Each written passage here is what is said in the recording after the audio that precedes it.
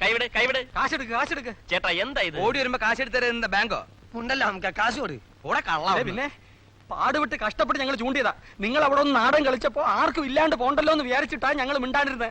കമ്പി പൊട്ടിച്ചെടുത്തേ അവസരോചിതമായി ഞങ്ങൾ രണ്ടുപേരും നാടകം കളിച്ചിട്ടാ നിങ്ങൾ അടികൊള്ളാൻ രക്ഷപ്പെട്ടത്. എന്നിട്ട് നമുക്കിട്ടൊരു പാരയോ? ഇപ്പൊ നിങ്ങളാ ഞങ്ങൾക്കിട്ട് പാര പണിഞ്ഞത്.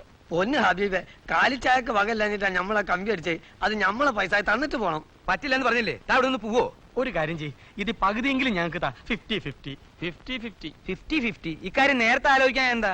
അതങ്ങനെ പറ്റിപ്പോയി അണ്ണാ. എന്തൊക്കെയായാലും നമ്മൾ ഒരേ വർഗമല്ലേ. കണ്ടോ അണ്ണന്റെ ഒരു വർഗബോധം. അതെ കള്ളൻ. നമ്മൾ 4 പേരും ചേർന്ന് കളിച്ചത് കൊണ്ട് ഈസി ആയിട്ട് സാധനം അടിച്ചു. വില കുറച്ച് പറഞ്ഞ കടക്കാരൻ നമ്മൾ 4 പേരും കൂടി ചേർന്നപ്പം കൃത്യമായ വില തന്നു. ഇതിൽ നിന്ന് നമ്മൾ എന്താണ് മനസ്സിലാക്കേണ്ടത്? ചേരേണ്ടവർ ചേർന്നാൽ നടക്കേണ്ടത് നടക്കും. ഐക്യമത്യം മഹാബലം. കറക്റ്റ്. കൂട്ടായ പരിശ്രമം, തൊഴിലിനോടുള്ള ആത്മാർത്ഥത, നമ്മൾ ആഗ്രഹിക്കുന്ന എന്തും നമുക്ക് നേടാം. പറഞ്ഞത് മനസ്സിലായില്ലോ? മനസ്സിലായി. കളവ് ചതിയും വഞ്ചനൊന്നും ഇല്ലാതെ നമ്മൾ ഒറ്റക്കെട്ടായി മുന്നോട്ട് നീങ്ങുക. അതിന് ഈ കള്ളന്മാരെ വിശ്വസിക്കാൻ പറ്റും? വിശ്വസിക്കാം. എന്നാൽ ഈ നിമിഷം മുതൽ നമ്മൾ ഒറ്റക്കെട്ട്.